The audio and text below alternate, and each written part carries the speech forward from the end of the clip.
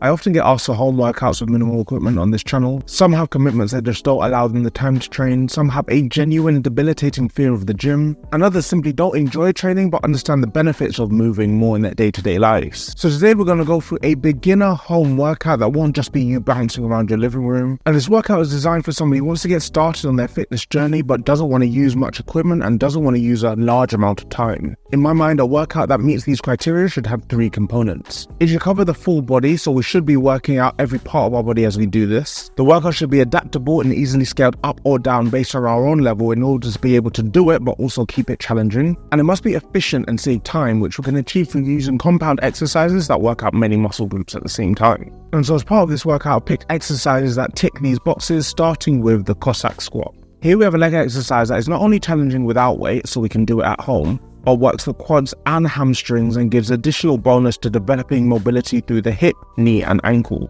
This is not to be confused with a side lunge though, where the goal is to simply step out laterally. With the CAC Squat, the working foot gets turned outward, but the straight leg turns outward too, maximizing the eccentric stretch we got in the hamstring and the hip adductors. Only go as low as you feel comfortable and use support if you need it. And it's probably worth mentioning now that I have the full workout and all the tutorial for all these exercises linked down below. Second up, we have rows. Now this is where we may need a little bit of equipment to help us out. We can use portable parallel bars, or we can use bands, or relatively cheap items that allow us to achieve the same thing, namely horizontal pulling.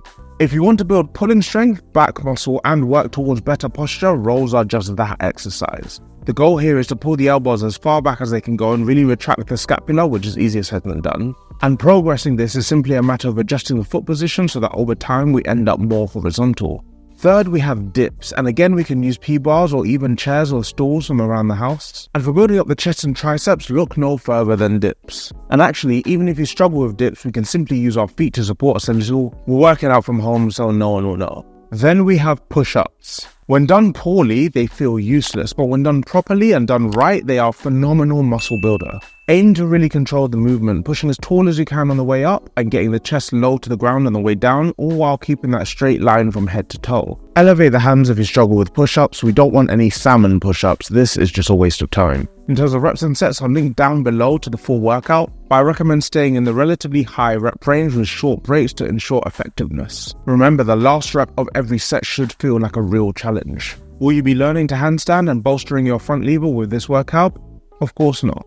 But considering the biggest movement most people do in their day-to-day is reaching to open the fridge door, this is a considerable step forward and a great way to easily get started from home. Crowd, let me know if you want a full follow along to this video and I will make one. And if you want to understand why calisthenics is a cheat code for an athletics physique, then check this video out right here.